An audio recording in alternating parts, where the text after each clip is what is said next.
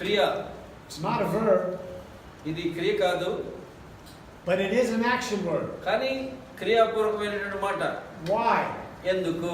Because it communicates an action. ఒక క్రియను అది తెలియపరుస్తుంది. It tells us that something happened or happens.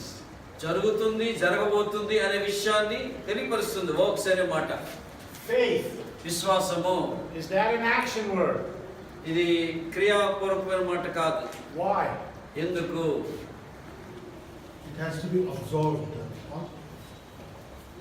In other words, you're saying faith communicates an action. Action. విశ్వాసము క్రియను You just తెలియపరచాలి. believe and you don't Believe is the action. Believe అనేది action. Okay? All right.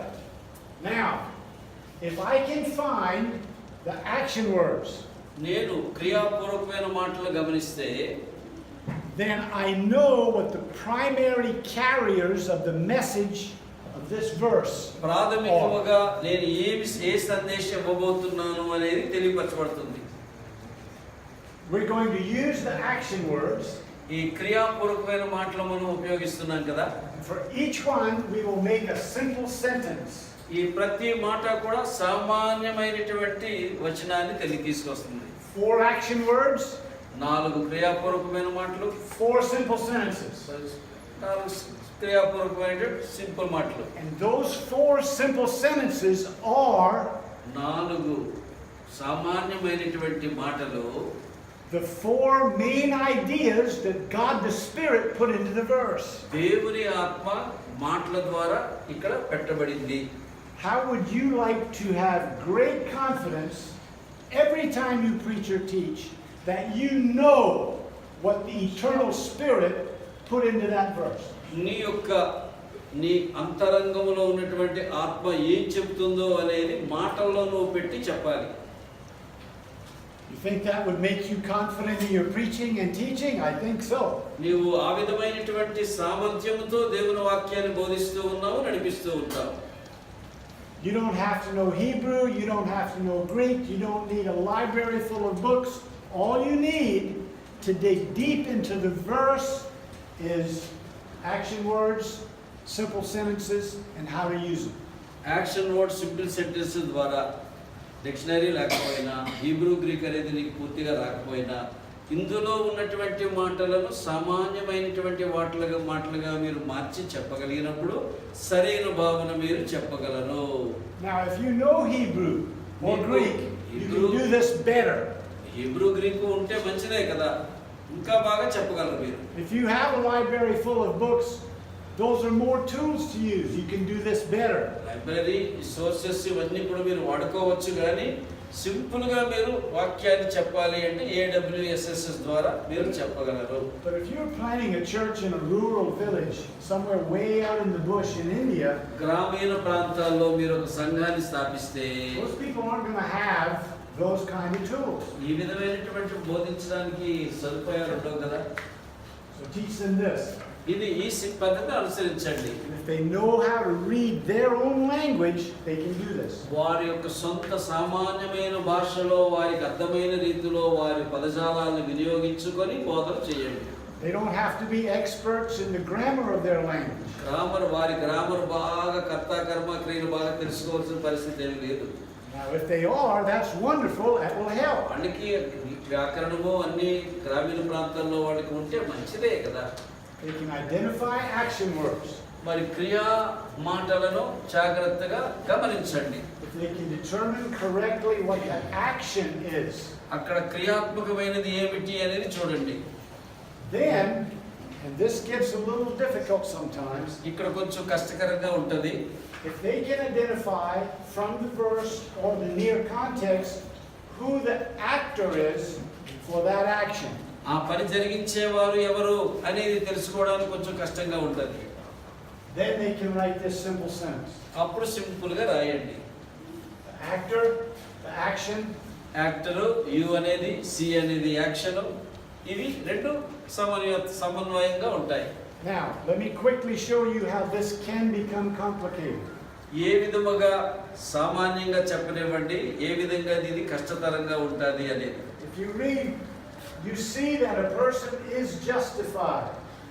You see that a person is justified అన్నటువంటి మాటని Justified. ఇక్కడ justified నీతిమంతులుగా తీర్చబడ్డారు. To justify. నీతిమంతులుగా తీర్చబడతారు. Who is the actor or what is the actor? ఎవరు నీతిమంతులుగా తీర్చబడతారు? Is the person justifying himself? మనుషుడు తను తానే నీతిమంతులుగా తీర్చబడతాడా? No, the person is justified.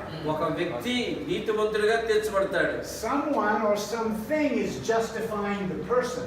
వ్యక్తి ఒక పని నీతిమంతులుగా తీర్చబడుతుంది. Now look at the verse ఈ వాక్యం చూడండి. and tell me who or what is justifying that person. ఒక వ్యక్తిని నీతిమంతులుగా తీర్చేది ఎవరు, ఏమిటి? Works. Works.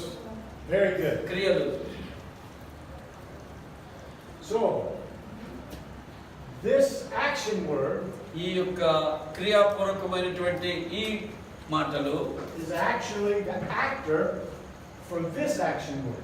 జస్టిఫైడ్ గా తీర్చబడటానికి వర్క్స్ అనేవాడు యాక్టర్ అన్నమాట అండి.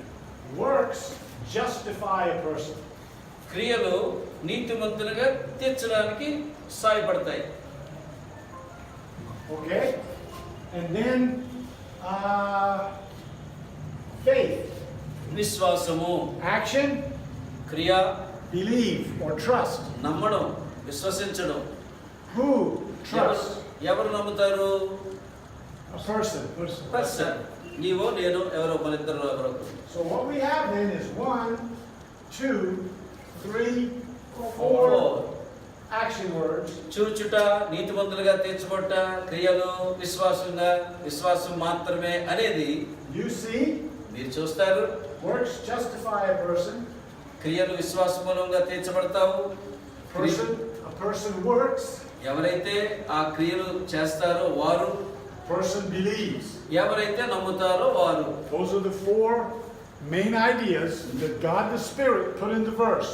I know it, no question. ఈ 4 కూడా చాలా ముఖ్యమైనవి, ఇంకేమీ కాదు. So this is the tool. ఇది పనిముట్లు. AWSS అనేవి పనిముట్లు. First time someone taught this to me, I didn't understand it at all. మొదటిసారి అనుకుంటారు నాకేం అర్థం కాదు అని.